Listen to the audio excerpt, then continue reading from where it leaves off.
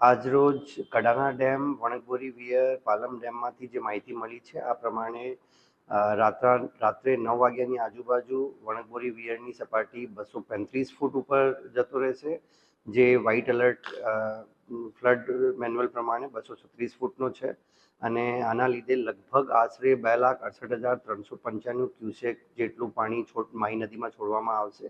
આપણા આણંદ જિલ્લામાં 4 તાલુકાઓના 26 ગામો માઈ કાંઠા ઉપર છે, જેમાં નીચાણના વિસ્તારો પ્રભાવિત થવાની પૂરેપૂરી શક્યતાઓ છે.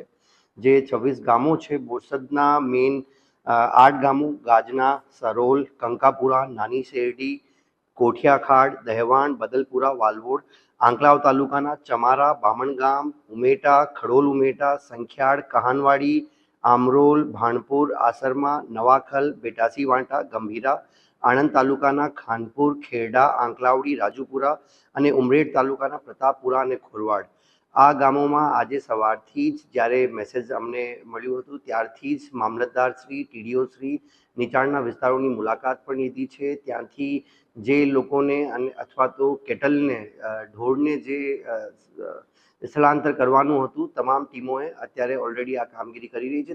દરેક ગામમાં આ 26 ગામોમાં નીચાણમાં રહેતા વ્યક્તિઓને એલર્ટ કરી દેવામાં આવ્યું છે અને તંત્ર પૂરેપૂરું તૈયાર છે. કોઈ પણ પ્રકારની આગાહીને ધ્યાને લેતા તંત્રએ લોકોને ત્યાં સાવચેત પણ કર્યું છે અને ચેતવણી પણ આપી છે.